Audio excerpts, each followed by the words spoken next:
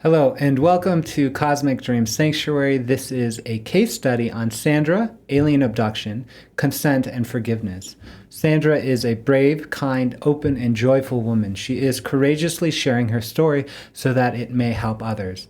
Her initial intention for our work together was to understand and integrate memories regarding alien abduction and ET contact. So she met me through my wife and had desire to understand more of the memories that she had already got in contact with, and wanted to use the hypnosis to uncover whatever might be there and to help with the process of healing and integration of these memories.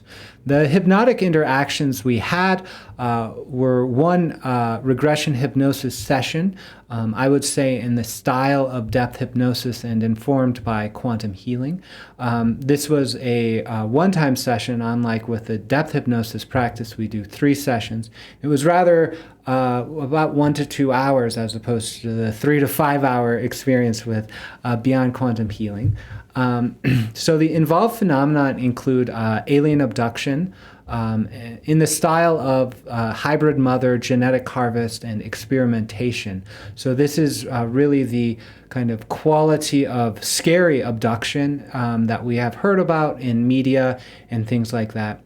It also includes ET contact, and I'm distinguishing that from the alien abduction or the hybrid mother/genetic harvest experience, primarily because there is a sense of guidance with some aspects or some connections with ETs.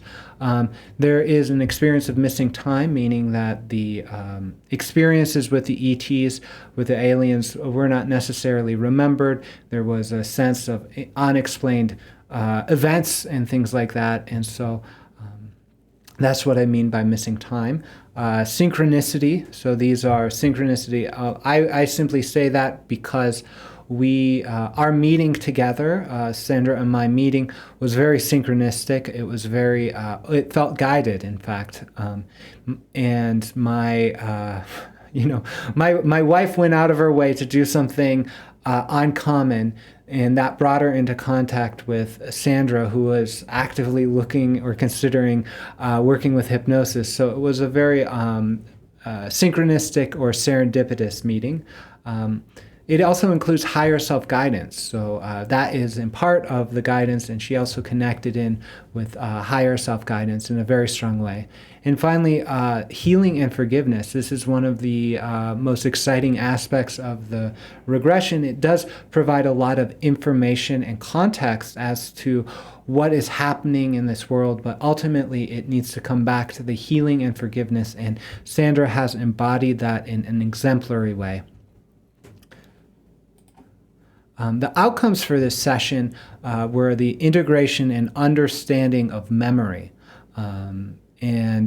So you can feel that when she talks about it in the interview. I know her. She's visited several times my home. She supported us when we just had a new baby, so she brought over soup.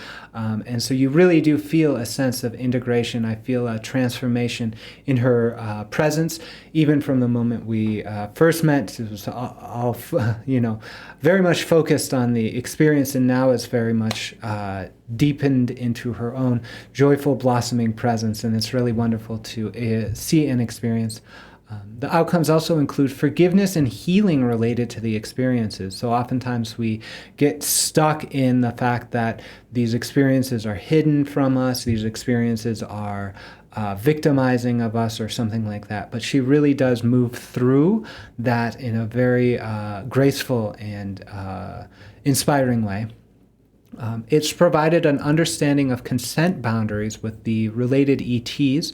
This is a big surprise to me. And also for the outcome includes public storytelling for the purposes of healing, which I'm very much in support of. And I'll talk a little bit about that in just a moment.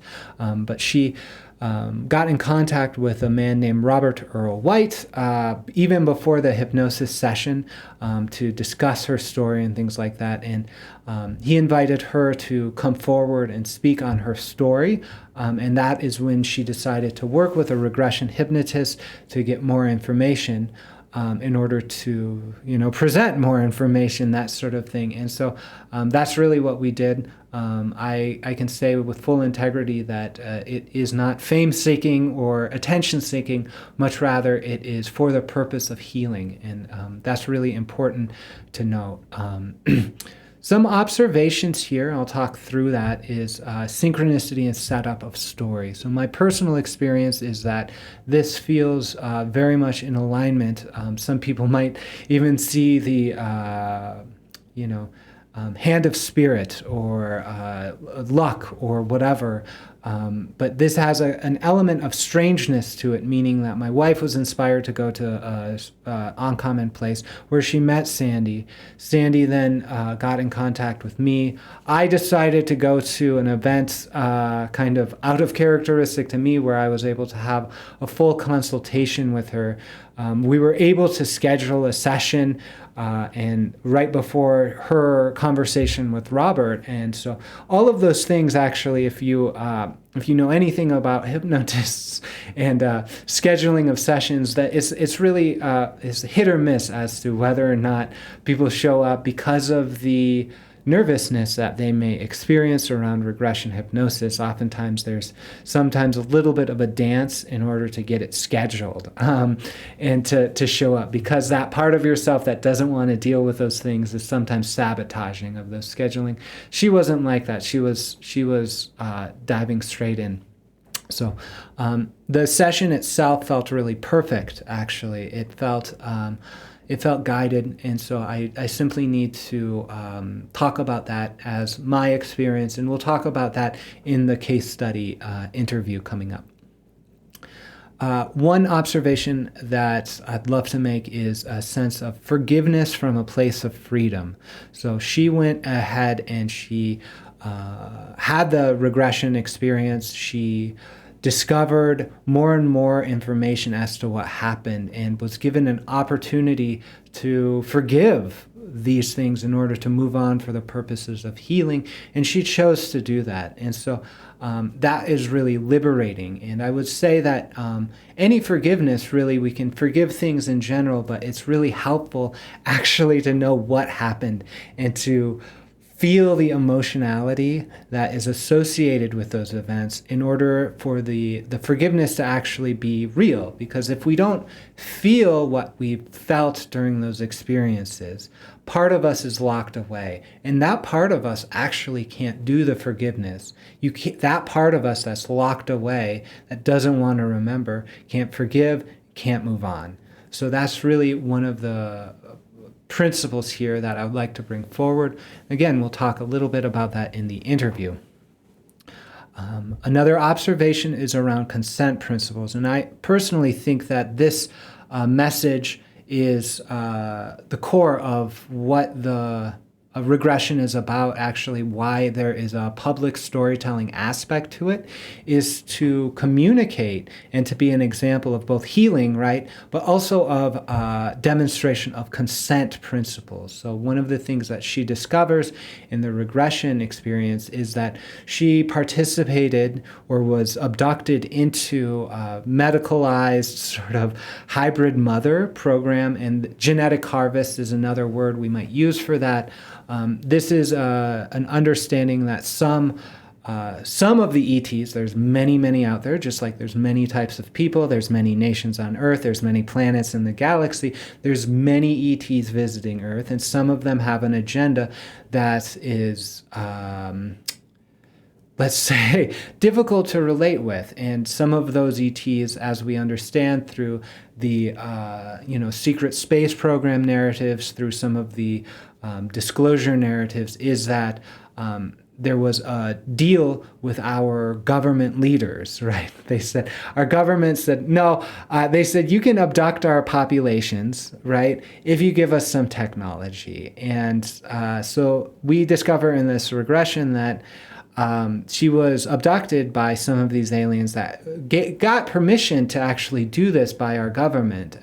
If you think that's ridiculous, just check out what they've done by way of the CIA in terms of drugging our own population for mind controls and things like that. That's really well documented. So this sense of trading our citizens' experiences for technology isn't unheard of, and it is not out of character. It's not a conspiracy theory, actually, in my mind. Primarily because when you start looking for evidence, you start to see the character of some of these previous institutions. That's a little bit of an aside, but it's really important to acknowledge. And so that's where the consent was given to these experiences. And so we discover in the experience, if she would have said, no, I do not consent to this, at any point in time, they would have stopped. That's the information. And that they actually have such little empathy, these ETs, that they weren't able to see the harm or the fear that she was experiencing, or the experience, her expression as a expression of no, right? So they really needed to hear that verbal no. I would suspect actually a telepathic no would be sufficient, but the ritual expression through voice is likely a really good experience. And one of the things she said was she just didn't even think to say that. And that's one of the reasons why storytelling is very important. We need stories, examples, and space are needed to integrate our intuition and memories, right? So we also need stories and examples to show us what is possible. In this world, right, in the world of ET contact and missing time, there's a experience of flashback, right? Like something happens within you, you see an example, you see some media. Oftentimes people say they see the gray on the cover of Whitley Strieber's Communion, and they remember so much more. And this is an experience that keeps on unfolding. Similarly, if you engage in the practice of meditation, if you develop your emotional body, your mental bodies, and spiritual bodies in order to hold multidimensional experiences, in order to develop the habits of being present and going into forgiveness, then you're able to accommodate and integrate a lot more memories than you normally would have been. So in the case of Sandy here, she's been invited to share her story publicly. Primarily it seems like a great idea because she's received other stories that helped move her through it. And so that's a contribution.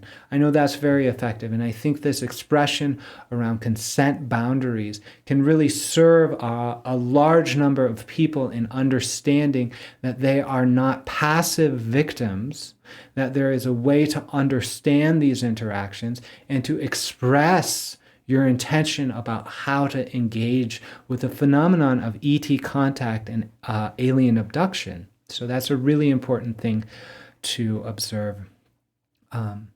Before I get too far into this and before I forget, I do want to talk a little bit about the nature of our institutions, right? Our institutions that have granted consent on our behalf have traded our peace of mind for technologies or something like that. We have to remember, right, that these are not external. These are not others. We are participating in society, even with the covert aspects of the human family. These are members of the human family, right? So just like there's light and dark in all things, there's light and dark in the human family. And so the invitation actually, and the invitation of this space around healing and integration is through forgiveness and embodiment of unity consciousness. This doesn't mean we accept abhorrent behaviors, doesn't mean we accept behaviors that unfold for the service to self that cause harm.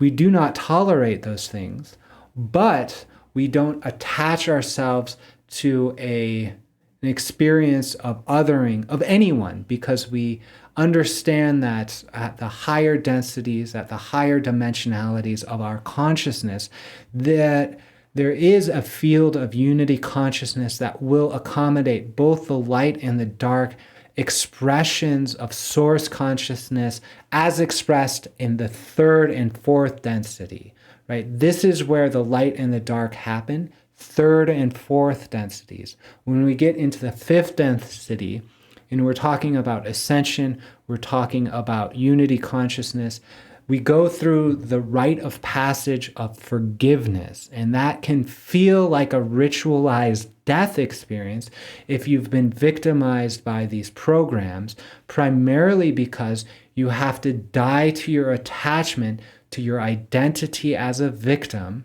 and the attachment that those covert humans over there or those little grays are the evil perpetrators of your suffering. As it turns out, suffering is derived from attachment to illusory perspectives, right? And in that way, we might understand that our attachment to the narratives that the covert humans are the source of our suffering, right, is actually a cause of our suffering and prevents forgiveness and prevents ascension into the fifth density, into the embodiment of unity consciousness, right? This isn't to say that we condone those behaviors. This is simply to observe that attachment to illusory and dualistic viewpoints causes suffering and does not allow us to ascend. So this is simply a very important kind of preamble as to why this story is important, why this forgiveness experience is important, is to serve as an example of moving up and out of that attachment, right? The final observation I will put forward is the physical aspect of experience and the gravity of this memory. So one of the things I often talk about is the dreamlike nature of regression hypnosis. So we understand that regression hypnosis does not directly deal with memory, right? This is actually the theory I'm coming to. This is the hypothesis I'm coming to. This is what the scientific literature says, that regression hypnosis does not deal directly with augmentation of memory. It deals with imaginal experiences that we might understand to be dreamlike. That said, we're not saying these experiences are false. We're saying that indirectly, regression hypnosis deals with memory. And it does so by way of a dreamlike experience. So regression hypnosis induces a dreamlike state of consciousness that in turn may bring back memories, but may also bring psychic connections, may also do any number of other psi phenomenon. So that's really important to know. And in that way, we get to interpret the experience of regression hypnosis like a dream. And just like a dream, they might present memories that have not been integrated yet. In the case of Sandra, and I'll talk about this in the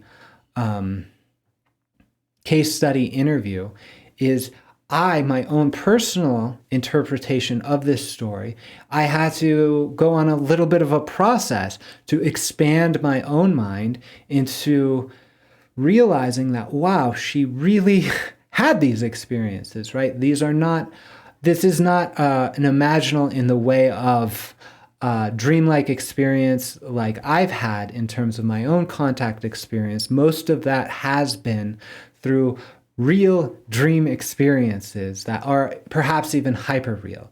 Her experiences, on the other hand, feel to me to have a physical basis, primarily because there are physical expressions of that. And she'll discuss that a little bit in the public storytelling on Robert Earl White's channel. But there was a process in me that I had to realize that I can't distance myself from the possibility of this stuff happening in the real world and not just as something like dream, right? So that was that I had to go on a journey after this to really understand the implications of what this is. And so in this way, I am observing that this one hypnosis, right, in particular, has a strong quality of memory and has a strong quality of physical memory. I'm not saying that this is evidence. I'm not saying this is historical fact. I'm saying I'm offering my testimony as strongly as I can that these things seem to have happened, right? As described, actually, as described. And primarily one of the reasons why I say that is in the hypnosis, I I simply invited the space, and these memories unfolded, and we worked in that way. And so we'll discuss a little bit about what the quality of memory / dreamlike experience was in the case study interview. Now, the last thing I want to discuss is storytelling with Robert Earl White and the Order of Light. So this is an image of the YouTube thumbnail for the regression therapy of alien contact. We are the disclosure exclusive with Sandy Newman.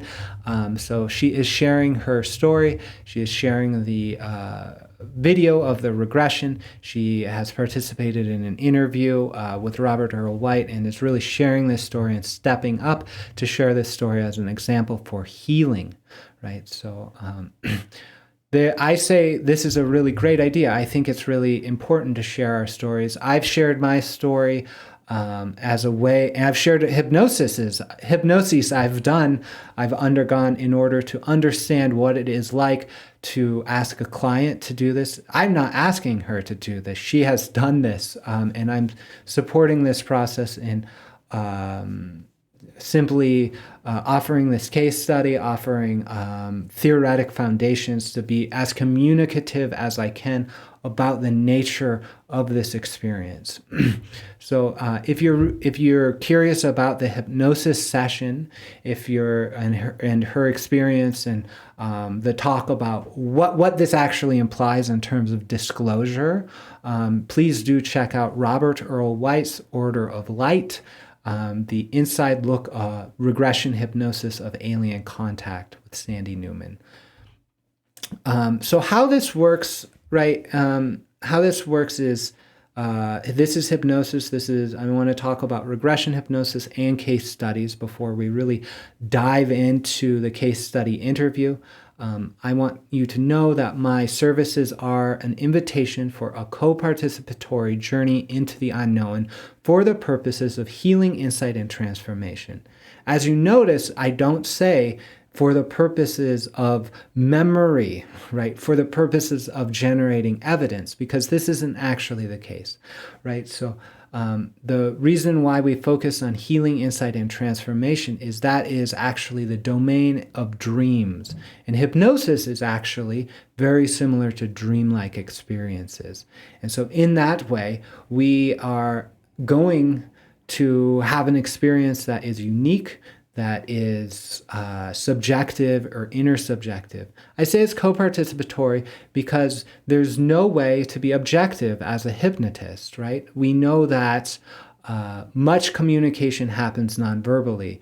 And so a lot of the critique of regression hypnosis has been, oh, the regressionist used leading questions, right? They implanted memories and things like that. I say the way we get over that is to not fetishize memory and not fetishize historical fact, right? Like, we don't actually know how regression works, right? We don't actually know. That's one of the reasons why it is inadmissible in many state courts, right? It's inadmissible because the courts just don't know what it is or how to deal with it. And that's because the institutions of psychology don't know what it is or how to deal with it. However, there's an overwhelming testimony. It does lead to healing, insight, and transformation in dreamlike ways. So the purpose of the case studies here is to share stories, to educate viewers about hypnosis and contact, and to inspire viewers to go on their own journey for healing, insight, and transformation, right? I've talked a little bit about what regression hypnosis is, but it's really important that we have an understanding of it. It is not directly memory or reliving of those memories. So oftentimes we have this notion that you're back there, oh, you're reliving it and things like that. Something else is happening that in a lot of cases actually looks exactly like reliving memory. And I would say in this case, it looks very, very similar to reliving memory. However, technically, because we understand from the scientific literature that it is not memory augmentation, but something else. What is that something else? Well, it is the induction of an intentional dream. So the literature around hypnosis really does understand, yes, it can invite a trance state of consciousness that does increase suggestibility of the subject, that produces something like a nap state in the physiology and a daydream state in the consciousness. And so we use that to generate an intentional dream. From dream studies, we know that dreams actually do involve memories, and they also involve other psychic phenomena. So in that way, we may actually, in some missing time cases, right, we might actually do something like a remote viewing as opposed to integration of memory. In the case of one of the case studies I've done, Dan Berg, he had, a remote viewing type experience rather than a memory type experience, I would say. And you can feel the different qualities in the experiences. But they do lead, both of those, in this case with Sandy, with something that looks exactly like memory coming back and being integrated. In the case of Dan Berg and with remote viewing, they do lead to healing, insight, and transformation. The final note here is to understand that, like a dream, interpretation of a hypnotic session, right, requires participation for interpretation. So for the hypnotee, the person experiencing it, they get to have an experience of going, was this a dream? Was this not? How does it relate? So you have to actually engage with that to say, was this a dream or not? Was this a memory or not? What's happening? And so that's what Sandy does. And we'll talk about, she'll see that in the case study interview. So I do want to just simply briefly introduce this case study interview. The reason why I asked Sandy to do this case study interview is because I know she is bringing her story forward with Robert Earl White, and I wanted to highlight some aspects of her experience and to provide this sort of context of how we can relate to that and how it relates to the other work I've been doing with other contactees and other people who experience extraordinary things. So I've asked her to do that. I've also asked for a testimonial and a recommendation from her to present to you, whoever's watching this, as a way to encourage you, if you are considering working with me, to take the next step. And I ask her that, and I feel very much in integrity with myself and the world, because my alignment is towards service to others according to the principle of non-harm for the benefit of myself and all beings, so that we can embody greater peace, love, and unity consciousness here and now on earth. So that's really the purpose. Thank you for being with this long introduction to the case study interview. And now I hope you enjoy the interview. Hello, thank you for being here. So you and I met together. We met kind of synchronistically and did a session that to me felt really perfect, or almost set up in a way. It was really a beautiful experience coming in. There was the whole session itself was a beautiful experience for me. It felt very like a well-tuned machine or a ballet or almost something like that. And so that is something I want to note. Thank you for agreeing to speak with me in this case study interview. So this is part of a series that I'm doing to provide education to people about hypnosis and to give a kind of context as to what it's like. So what's really important for me is communication of like what happened beforehand, the hypnosis, what the experience was like during the hypnosis, and what afterward. And so I know that you are sharing your story publicly coming up.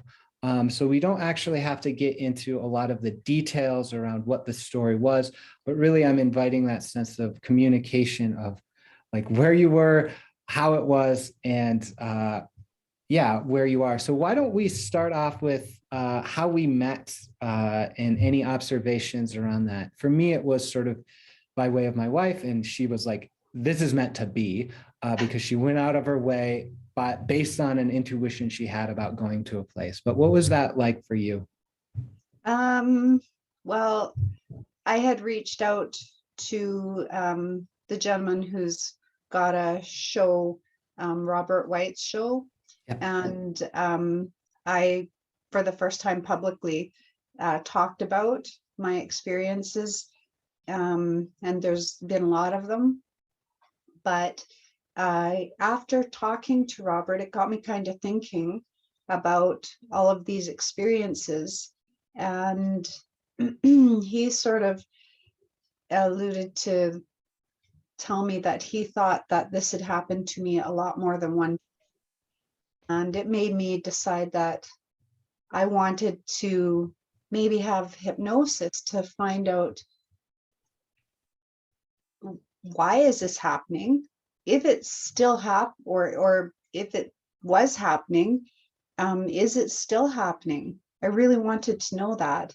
And as Robert had pointed out, that if I talk about this, it might help trigger some people's memories, and for them to talk about it. Really, I feel like the only way that we can get to the bottom of all this is if we all start talking about it. Yep. So I made the decision that I wanted to have hypnosis to help me find out what's going on. And so it was almost like a double take when I met your wife, and I had said I was thinking about doing some regression to retrieve some memories, and she said, yeah, my husband, that's what he does. And I almost called her BS. How can that be? I just decided I want to do this like a day or two before that, and had come to the decision that I'm going to look for somebody. And then your wife was telling me that she can hook me up with her husband to do this work. So I said, did I manifest that? That was easy. Yep. So yeah. Yeah, thank you. A couple of things to go into based on that response, but I'd love for you to speak a little bit about what it felt like to have this story within you all alone and not shared. And then the moment of talking to Robert, right?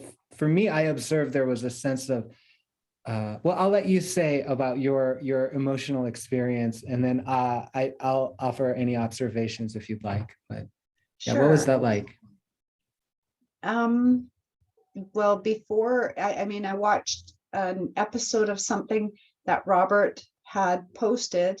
I never visited his site before, and it popped up on my phone.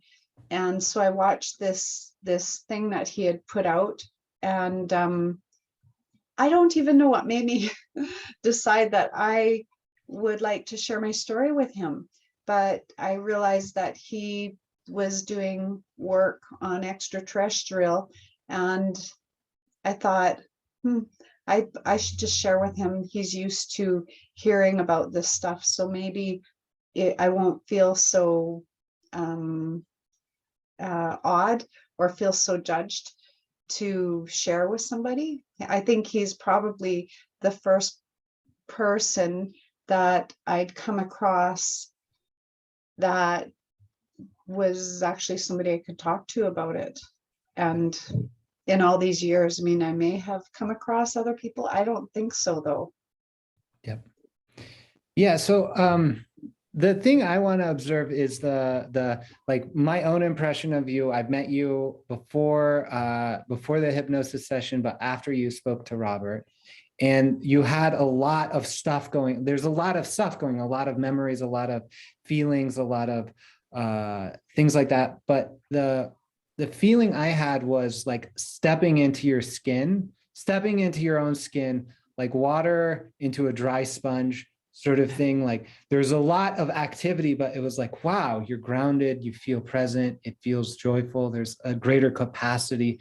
And we've had interactions frequently now. You came over and visited my son. That was so sweet. Brought soup over for my wife right after the birth experience. And there's just like so much joy in your presence. There's so much connection. I feel, sometimes I imagine like dream beings or fairies or something twinkling around, but creating these situations of like, oh, the Robert's video popped up on your thing. You and I had this sort of magical meeting. What do you attribute that quality? I mean, do you have any reflections about your emotional state right now before I ask about the synchronicities?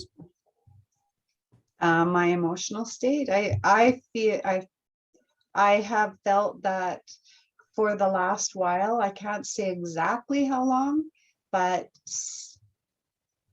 maybe for the last 4 months, I've felt like the only thing I can call it is a calling, and required more healing. Yep. And reaching out to Robert felt like it would be healing to share this piece of my history that I haven't been able to share with anyone really. Yeah. Beautiful.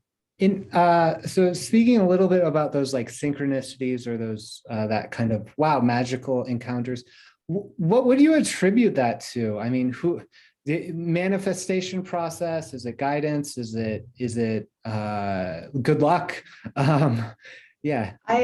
I know I have a protective guide. I Yeah. know that. I've seen him in my dreams, and I've been told that he's with me, with people who can see. And I believe that in this calling to do more spiritual work, more spiritual clearing, more healing on this body, I believe that because I'm listening, I think somewhere behind the scenes, somebody's setting things up to make these things happen easily. Yep. Yeah. And one thing I will note about your experience in comparison with some of the other people I talk to is you listen really well with action. That's one thing you can hear guidance unless you actually take action on it. Like, it's a big deal to share your story in this way, but you've taken that action. That really sets a really strong rapport and kind of cycle with your sources of guidance. Do you see that in your own life in terms of like taking big actions leads to big connections sort of thing? Yes, I believe that when I moved provinces, and when that happened, I had like 13 days notice that I'm going. I didn't even have time to stop to think, is this a good idea? It was just like it happened, and I felt like I was picked up by the wind and I was going. Yep. So, but I think that in order for that to happen, you have to be open enough to say, I hear you, I'm listening, okay. Yes. Yeah. Beautiful. What advice would you give to anyone that's like feeling that call of intuition, feeling the calling of perhaps healing, feeling the call maybe to move across provinces or whatever? Like, what advice would you give to them? I would say there's no such thing as fear except you creating fear. Mm. So don't get hung up on the details, just go with it, and Great. your feelings will guide you. Great. Wonderful. Thank you. I also think that if you go with it, those details and stuff that I said, don't get caught up in the details. Everything will fall into place. For me, that's how, thinking, oh, I think I want to do this regression, bang, there was the whole right in front of me. I didn't even have to click on a keyboard or nothing. I just kept on with my life and said, yeah, I'm going to do this. And then whammo, there you were. Yeah. Yeah. Yeah, that was just to give you context too. When I started doing hypnosis, I was trained 6 years ago, or like when I went to grad school, I wanted to get supplementary stuff, so I got trained in depth hypnosis.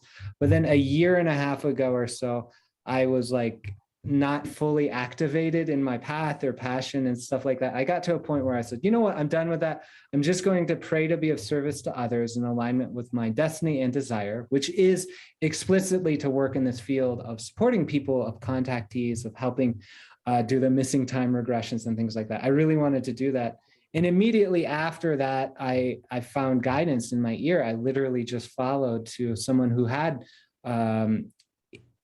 extremely well-documented ET contact experience and a missing time experience. So I was able to really work with him to develop what the practices I'd use in like your case. But I'm just sharing that as my own testimony because bam, it was right there. It was like, bam, right there. And so I think that's miraculous, actually. And you coming into my life in this way also has that kind of quality to it. So thank you. I feel the same way. Yeah. I think when it starts to happen quite a bit and you are listening, all the fear, all the worry, all of that stuff, it kind of evaporates because you start to feel so supported, almost like you've been tucked under a wing, and the feeling is, we got you back. Yep. So when I guess that's that whole faith thing, when they say love, hope, faith. Yeah. I think the faith part is just taking that leap and saying, okay, catch me. Yep. Beautiful. So you had that experience. We had that experience together in the hypnosis, actually. So Yes. there was you had memories and intuitions around things that were very perhaps traumatic or intense, and you had medical evidence that something funny was happening, right? So you had these two things. You had fear, and then you work through that. We had that experience that you worked through that. You came to a strong space of forgiveness of all those entities that involved with those, and you came to this beautiful space of integration, even within the space of the hypnosis, and afterwards it feels very enduring. So I'd love for you to speak a little bit about the fear, but also that journey through the forgiveness to the sense of presence that you embody now. Yeah. Yeah. You know, I don't know. I don't know what to say about the fear. When I started to think about it again, I started to feel a presence some evenings, and it was scaring me. But that was before I had the regression with you, and I started to feel like I was going to be contacted again. And now I wish that I didn't have that fear, because I'm not sure that it was the same beings that were trying to contact me, because it was very different. But in any case, seeing those things in the regression from a place of third party really, really helped me to look at it, to process it, to know, okay, this did happen, but it was without fear, and it made it almost, I mean, if I had to use a word, it made it more comfortable to acknowledge these things happened. And one thing that I got out of that regression session is how I looked at those beings that were doing the things that they were to me. I couldn't feel any like soul or anything from them. And it almost made me sad. But in my mind, the only way I can describe it is like when I was a little girl, I would look at a grasshopper curiously and catch it in my hand and close my fingers over it, and it's trapped inside my hand. And when I'd open my hand, you know, it would have some little gooey stuff that it released into my hand, and then I'd be like, "Ah," and I'd throw the grasshopper away or whatever and be wiping that stuff off my hand, and not understanding at all that I maybe freaked that grasshopper out, that I hurt that grasshopper in any way or whatever. I can't imagine what the grasshopper must have felt when I was doing that. And that is the same feeling that I suddenly had with these beings, that they looked at me like I was like a grasshopper or an insect, you know, that they honestly don't have a clue. They don't know that they're hurting me. They don't know that they're scaring me. They don't understand it at all. They don't have emotions. They don't get it at all. Yep. Yeah. Yeah. It was, it's beautiful to see you relate to that in a way that is almost, you said, you know, like you're having empathy with empathy-less creatures, right? Something, so that's really beautiful to see. One of the things you said was looking at the events in a third party. So one thing that I love talking about in the context of regression hypnosis is the nature of memory, the nature of hypnosis experiences, because the one quality I will say about your hypnosis is, as soon as we got done, I went, oh my God, this actually happened in a very real way, in a very physical way. Sometimes the ET contact happens in dreamlike ways, which is absolutely real, but isn't interpretable as physical event. But for your case, it made me even take a week or so to go like, oh wow, I've sort of been oriented more towards the dream space and less towards the physicality of it. Wow. But even in the regression you had, I mean, I'm curious about what the experience was like in the regression, where you mentioned a sense of third-party perspective.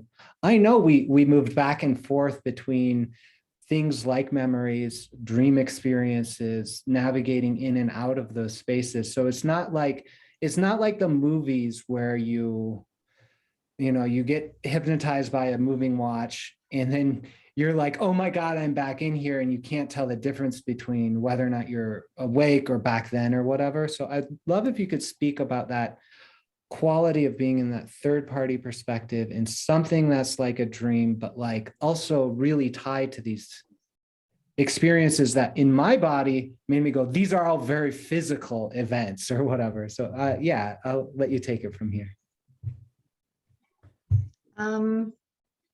In the regression, I totally knew I was in my living room, and I knew I was talking to you, and it was quite comfortable actually, and it was sort of like looking at a memory. And the only thing is that it was a memory that I didn't know I had. Yep. And the way that you guided me through it, you kept me really calm.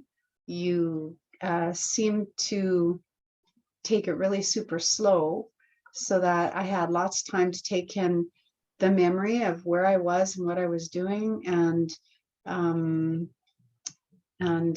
it definitely made it less scary. I mean, you asked me what I was wearing, and I remember seeing a sheet on me, and questions like, where'd my clothes go? Yeah. But it was like, it wasn't disturbing or anything like that, because I wasn't actually there right that moment.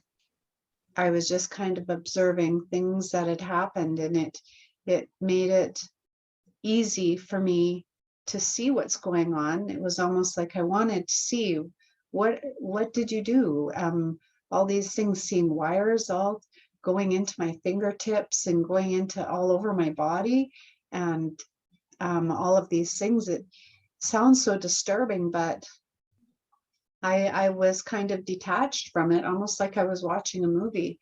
And so it made it way more comfortable to know, okay, I can see myself laying naked on that table. But I'm okay with it, because I'm just watching it. I'm not really feeling all of this. I'm not feeling the fear. I'm not feeling all of that stuff. Yeah. Yeah. And I would say also it's a little, it's like watching the movie, but in your case, you actually went through work of forgiving these beings, of sending love and light to yourself back then. Like, so you were actually active in taking action here now in your living room, basically sending good vibes back then, right? So what was that like in terms of, sending forgiveness and love to those spaces? I I don't think that I don't know. I just really felt at one point a little bit overwhelmed by these beings doing what they were to me, because I I I don't know if it was the empathic ability that I have, but just for uh, a minute, just for a split second, whatever, I got a knowing of what they're thinking, and they they don't, there's no harm meant. They're trying to learn, and um, in the same regard that they're trying to learn about us humans, I'm a little girl trying to learn about a grasshopper, Yeah. right? Yeah. So in that regard, can I honestly be angry and um, you know, wanting to wish them harm when they actually don't know what, honestly, what they're doing to me. Yeah. Yeah. One thing I remember you saying is around, yeah, because you tuned into a sense of wisdom or understanding or actually knowledge around these things, where you said these beings are doing this work because they've been granted permission by the governments to work on the population. And if you would have said no, they would have left you alone. But they didn't understand that the freak out was you saying no or whatever. Like, so they Yeah, didn't have that's the right. language. Could you Yeah. share some information around that? And I would say particularly advice to people who are having unwanted contact experiences around that practice, because it seemed like a breath of fresh air, or even new information that you can say no. Like, Yeah, well, I actually heard from another contactee who said, who had said, you can just simply say no. I do not accept this. And I didn't know that. yeah, And that me going, blah, they don't know that that meant no.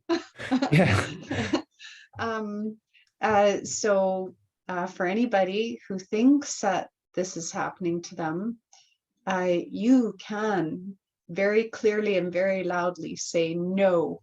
And um, I think that it would work. yeah, yeah. I think so too. One of the practices I have as a practitioner is to, I see myself as a little bit of a communicator or negotiator, knowing that between all these parties, right? So I know that you had the experience of going like, if I was less fearful of the recent contact, maybe you would be in contact with a different quality of being, right? So recently you're like, you were freaked out and pushed it away, but sort of were like, oh, maybe this is my guide or protector. So that's one thing that I like to do, is get a sense of like, what is the message? What is the contact about? Like, is this actually, and then express the consent boundaries. I mean, of course, the feeling is, if there's things that are crossing your boundaries, absolutely say no to it. But I would hope, I would like you to speak a little bit on that sense of good And contact versus bad contact, versus saying no right away, versus getting more information, versus just saying what you need in a situation. Yeah. well, I know that there's lots of people being contacted right now. And I think that whoever's trying to contact us right now, I think that they're trying a different approach than they have in the past, because approaching us at night in our bed isn't a good idea. But it does feel a little different to me, the desire to be contacted now. And I don't know if I will be contacted. I kind of am hoping I will. And I'll tell you that I had, before I spoke with you and I was thinking about this stuff that had happened to me and started to feel like there was something around that was going to contact me, I was scared because I didn't know if I'm still being taken, and or even if I was being taken. I just didn't know what was going on. And I think that's being afraid of the unknown. And so not listening to my higher self, I did exactly what I'd heard this other contactee say, is no, I do not consent to be taken. And I said that a couple of times one night laying in bed because I felt like there was something there, and it stopped. And for a long time, I've had this almost, I don't know what I call it, but I almost wonder if there is a device inside of me that's tracking me, because I would feel it buzz and it would feel like my cell phone. And when I said, no, I do not consent, that stopped. And it was only for the last few weeks that I have decided, okay, if you want to contact me, please do. And that buzzing has begun again. Interesting. Wow. This is reminding me of one of my first cases with contactees and stuff like that. There's this woman in England who had dreams, and they were very scary dreams, little grays coming. They wrote on the wall in her dream, "We are coming for you." Sort of, it had that sort of feeling. And she's like, what can I do? And I was like, I don't know, but like, and I ran her through the process of that informed consent thing. And we ended up doing a hypnosis track that really just said, and I asked her, what are you willing to do in this sort of ground of negotiation or compromise, right? I was in the impression that we might need a compromise or something. And she's like, I'm willing to have them contact me and share why they're contacting me according to the principles of non-harm in my dreams only, not physically. And so she did have that experience. They did contact her. And then she had a series of dreams. And then she said, I'm done with contact for a while. And occasionally, about every 6 months, I go, how's it going? Are they still like, what's going on? And she hasn't had contact. We're scheduling a case study, actually. But I wanted to share that as sort of like, there's a richness of opportunity. Like we can use our language with them. It seems not just no, but like, yes, I want contact, but only from these, or yes, I'm willing to have contact, but only in my dreams, sort of thing. So I've covered all of my questions I wrote down, actually, for our case study interview. Do you have anything you would like to say? Any recommendations? Any advice to people that may have had contact experiences, that may be like afraid of touching into those things, may have had that sense of fear or something like that? And again, is a couple different aspects of the question. Is like, one is the contact with ETs, and then the other is around hypnosis, around working with hypnosis and stuff like that. Yeah. Well, I can't really say very much about the contact thing, because I don't know what other people have experienced. And I can say that my experiences, I think that if I remembered these memories without regression, would be pretty scary. And just having that one memory that has surfaced since having my regression, I know there's lots of fear surrounding that memory.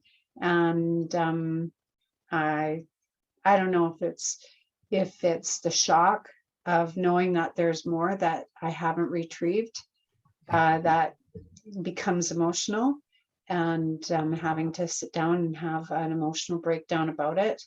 But if I were to continue having that memory surface more and more details of it, I probably would be reaching out to you and saying, help me, because I don't want to do this with all that emotion attached. Yep. Right. So I think that the regression is a great tool in helping us uncover and heal from these traumatic experiences that start to sort of crack through your consciousness. And for me, it's healing to be able to understand that, yep, this did happen. And now I can kind of process it and let it go. Yep. Great. Yeah. Thank you. That's really helpful. I do want to say specifically around regression hypnosis, some of it does involve healing, some of it doesn't. That's my unique take on it, or one of the takes I learned from the quantum healing modalities, so the beyond quantum healing. Some of the regression, particularly the medically certified hypnotherapy regressions, does not focus on healing at the level of spirit and psyche. So I need to be clear about that. So we're talking about regression hypnosis that does have an intention towards healing and insight more than perhaps augmentation of memory even, because that's where a lot of if we get to choose our focus, basically. And the focus that you and I established was around healing and insight and integration. If you have a specific intention and you work with in that sort of mechanical way of like, let's use it simply to augment memory, there may or may not be that capacity. So I would invite anyone who's considering the regression hypnosis who has a similar kind of quality of stuff to really find someone that has that intention towards the healing. And that's really like half of what I did was just give you space. I didn't do anything in terms of the memory. Like it was like there for you. It was like very quick, come out, and you'll see that some of my work actually was simply just to go, it's okay, you can experience this, right? And like, let's feel that, and then feel the love and connection you have with guidance and your higher self, and send that back, right? So that was a lot of the work we did together, it felt like to me. Mm-hmm. Yes. Well, I have no regrets. I'm very thankful that our paths crossed, that you helped me do this, because I think it is contributing to creating a more whole person. Yeah. And it's not that I was dysfunctional before, but I really am feeling guided to become more spiritual and more clear. And that means releasing and letting go. And some of it, how can you release and let go if you don't even know that it's happened? Yeah. I see that your step forward and sharing this story and things like that I think about, it's like our whole society has gone through something like what you've gone through. And so it takes individuals, like you were saying, just to start speaking and going through and start exemplifying what you can do. And I'm so very excited to see where our society and where our culture will go, because it's happening around us. We're part of this wave of movement, it feels like. So thank you for your courage and like being one of the first on the wave, that sort of thing. That's really a blessing. Are there any final thoughts or reflections you have before I turn off the recording? Thank you very much for your skills in helping me deal with this. Yeah. Thank you for trusting me. Thanks for going on this journey. So, all right. So if you are considering working with me, I do offer one-on-one sessions by sliding scale donation. This means if that cash is an issue for you, simply talk to me and we can find arrangements. I actually simply let you know what the market rate for my sessions are. We do the sessions and I send an email with a donation link where you can write in whatever you want. So it can be a really easy way to work together. I offer work in the modalities of depth hypnosis, beyond quantum healing, meditation instruction, spiritual counseling, and dream work. I offer all of these modalities specifically in support of people who experience extraordinary things. And I would say that's everybody here on the planet, to be honest. But it is because these involve multidimensional aspects of ourselves and really almost spiritual qualities, like you saw in the case of Sandy with forgiveness, right? It deals with beings that in the past we have understood to be something like angels, celestial beings. So that's why we bring all of these things in together. All of my work starts with a free and no obligation consultation. So for more information, you can schedule a consultation with me at cosmicdreamsanctuary.org/sessions. So the process is this. We have a consultation. I invite you to tell your story. I hold space in a non-judgmental way, meaning I'm practicing meditation. I'm using single-pointed concentration on your story, hoping and intending to embody a sense of non-duality, meaning I'm not judging it. It's not good or bad, that sort of thing. It creates a space for storytelling to happen. Then we discuss how hypnosis can serve you. I answer any questions you might have. We establish a plan, meaning we schedule some sessions, and then I invite you to have a dream or to experience synchronicity that would communicate from your higher self and bring a communication of guidance from your higher self into your waking consciousness here and now. Then we engage in session work. And so in each session, we establish intention. The first session, we definitely practice hypnosis without actually going into the material right away. So you feel really confident. We connect with inner guidance so that you feel guided by your higher self. We have the hypnotic experience to accomplish your intention. And then we have a debrief experience where we can do the process of interpretation of what that session reveals, right? You're invited to have additional sessions depending on the modality. Depth hypnosis usually is a series of 3 sessions. Beyond quantum healing is usually a single session, 3 to 5 hours, as needed or as desired. And then in the case of Sandy, right, we did a one-off session that was specifically for the purposes of regression, right? There is a period of integration. You get a journal, you get to go for walks or whatever you do in your life, you'll integrate the session over some time. And then after that, which is a very indefined period, we have a follow-up, and you might write to me and say, hey, I want to have a conversation with you again. I have some questions. Some people, we have correspondences about dreams, about astral projection, about whatever came up, and it's a beautiful part of my life.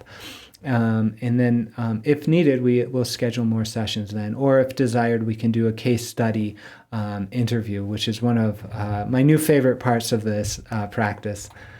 So I do also want to invite you to group sessions. So right now I'm running a study and practice group on Wednesday nights. I just had a baby, so it's not every Wednesday night.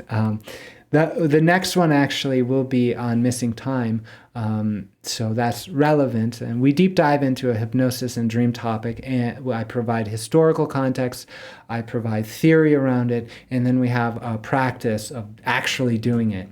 These are live broadcasts to YouTube, Facebook, Zoom, and then afterwards on Zoom, we'll have a sharing circle and we discuss our experiences. Similarly, on Sunday mornings, there is a fellowship service. I play the flute, harp, hymns, that sort of thing. It's roughly based on my experiences of church and childhood, but it is an ecumenical, interfaith, and open community of meditation and contemplation. We do readings and have a message based on a weekly theme. That weekly theme is currently based in the Lojong mindfulness meditation slogans to develop the mind in loving kindness for service to others.